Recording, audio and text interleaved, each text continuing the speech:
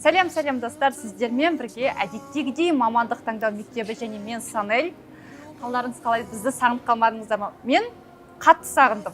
Соңғы бір жарым айда біз YouTube'қа ешқандай ақпарат салмаған едік, бірақ қайтадан оралдық. Өткенде де мен сөйтіп айтқан едім, бірақ бұл жолы шынымен де қайтадан оралдық. Енді тұрақты түрде біз YouTube'қа қайтадан ақпараттарымызды салатын боламыз. Және де бүгінгі тақырып бірінші курстарға арналайын деп тұр. Негізі менің Инстаграмдағы первашқа кеңес Айдары барлығына ұнаған болатын. Сол себепті де YouTube'қа да осы Айдарды қосайын деп тұрмын. Және де бүгін осы бірінші курстың студенті стипендияны қалай дұрыс жұмсау керек екеніне тоқталайын деп тұрмын. Одан бөлек қосымша өзіміздің уақытымызды да қалай дұрыс жұмсау керек екенін айтайын деп тұрмын. Енді қазіргі таңда сіздерге бірден стипендия түскен жоқ. Бұйыртса сентябрь мен октябрь айының 2 стипендиясы қосылып берілейін деп тұр. Жалпы көбілеріңізде 31 мың теңге стипендия. Енді пед мамандығында 42 мың стипендия.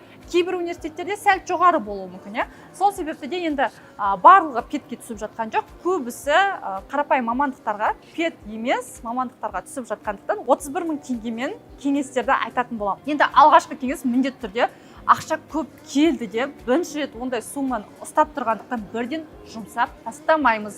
Алдағы өмірімізді міндетті түрде ойлауымыз қажет. Енді мен финансовый грамотность бойынша өтіп көп ақпарат білмеймін, бірақ сонда да өзімнің студенттік кездегі қолданған тактикаларымды сізге айтатын боламын. Және де алғашқы нәрсеміз айтқандағыдай, ана 2 айлық стипендияны бірден жұмсап тастауға болмайды.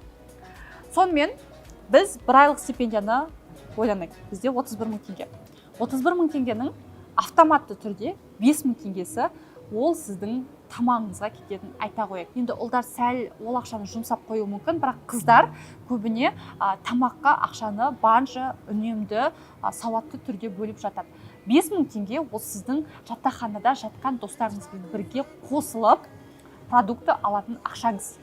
Яғни әрқайсыларыңыз 5 мың теңгеден жинасаңыздар, комнатада 4 адам болатын болса, 20 мың теңгеге 1 айға продукты алып қоясыздар. Бірақ ол жерде продуктыге клинке, тәтті, йогурт, немесе бір белгілі бір сок деген, кола деген секілді нәрсе емес, кәдімгі күнделікті өмірге қажетті күріш, вермишель, май, томат деген секілді нәрселерді алу керек болады.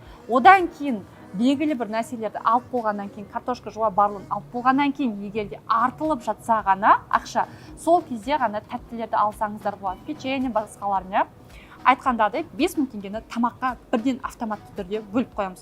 Ол 5 мың теңгені біз еш жерге жұмсамаймыз. Екінші 5 мың теңге ол өзіміздің қажеттіліктерімізге.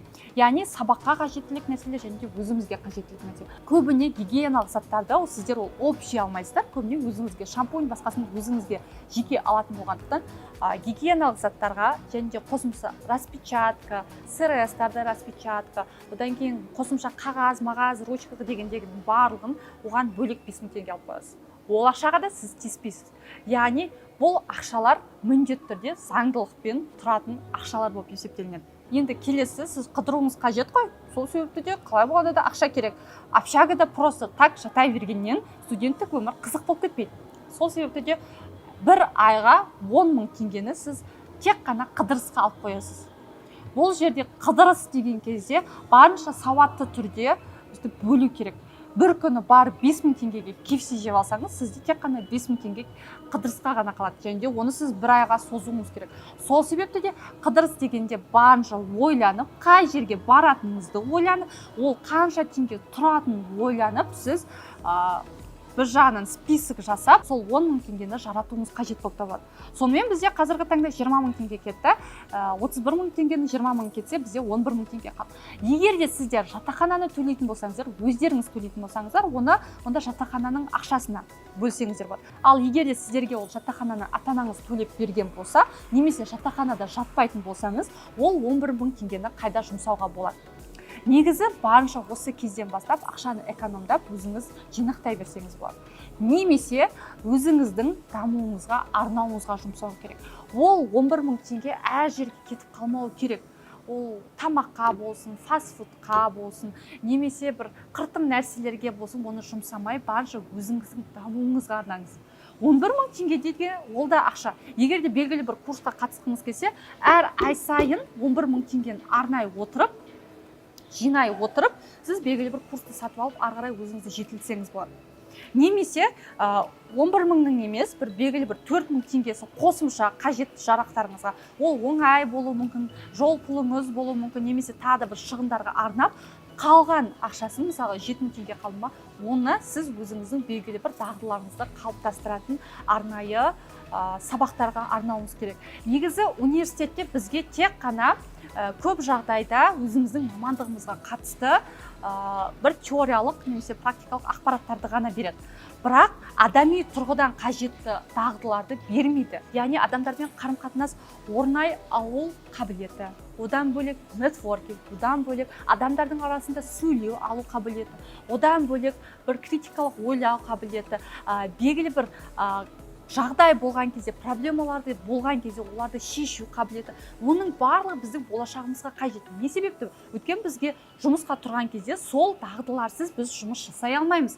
Әрине, мамандық бойынша ақпараттар қажет, бірақ адами қасиеттер мен қабілеттер де қажет. Сол себепті де сіздер әйтеуір университетте оқып жүр екенмін ғой деп, одан басқа маған дамудың қажеті жоқ деп ойламай, өзіңіздің жан-жақтылығыңызға, өзіңіздің белгілі бір басқа да қабілеттеріңізді ашуға арнауыңыз керек. Және де сіздің жаңағы 7.000 мен 11.000 теңге аралығында ақшаңыз соған тікелей қатысты болу керек.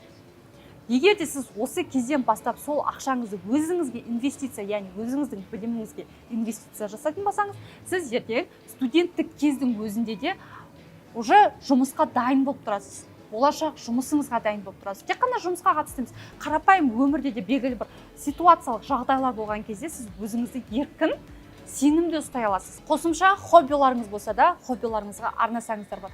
Сонымен бұл тақырып бойынша айтқым келгені, сіздің ақшаңызда бірінші алдымен базовый нәрсе қалыптасу керек, ол тамақ, одан кейін шығындар қосымша, одан кейін жол пұлыңыз, жатақханаңыз, қыдырысыңыз деген уже одан кейін ғана барып ескерілетін нәрселер. Яғни ең бірінші ақша келген кезде бірден жұмсап тастамас үшін, егер де тамаққа жинайтын болсаңыз, тамаққа жинайтын бір өзі жауапты адам болады, соған сразу ақшаны аударып жіберіңіз, мынау менің тамаққа деген ақшам.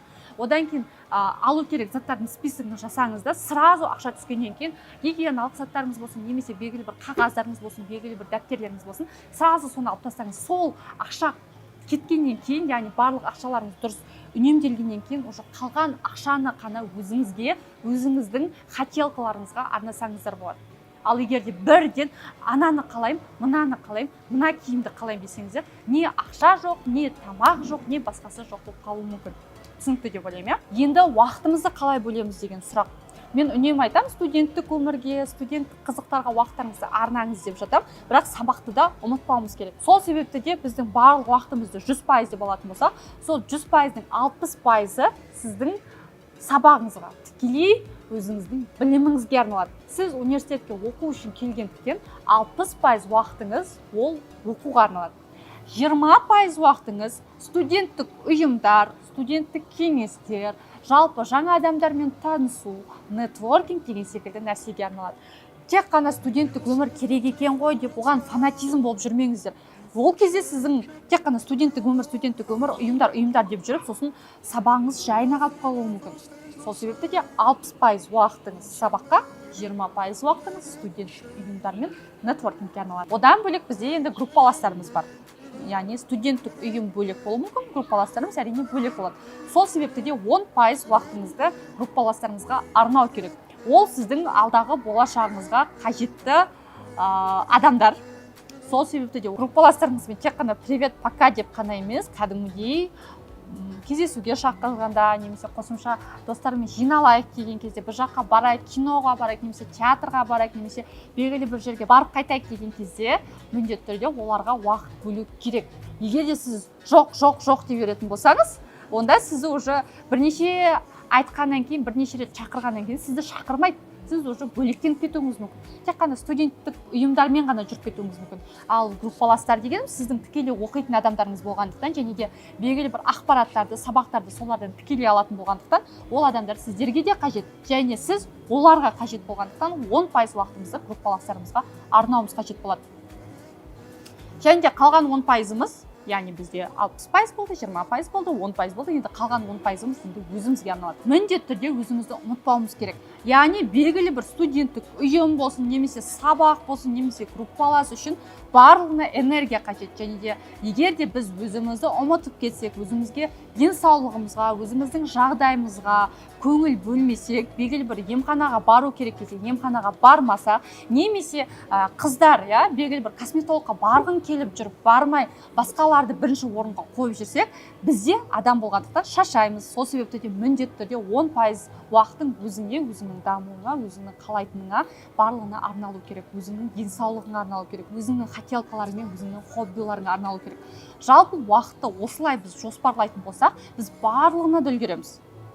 Бастысы 60, 20, 10% деп өзіңіздің уақыттарыңызды дұрыстап бөлу қажет болады. Жалпы достар, бүгін енді көптен бергі түсіріп жүрген алғашқы видеомыз болғандықтан сіздерді қатты ақпараттармен, қиын ақпараттармен қинағым келген жоқ. Барынша еркін тақырыппен сөйлескім келді. Сол себепті де осындай қысқа, нақты видео болды. Енді келесі жолы біз қандай ақпараттар түсіргенімізді қалайсыздар? Тек қана мамандықтар емес, тек қана университеттер ғана емес, қосымша студенттік өмір бойынша да қандай ақпараттарды білгілеріңіз келеді.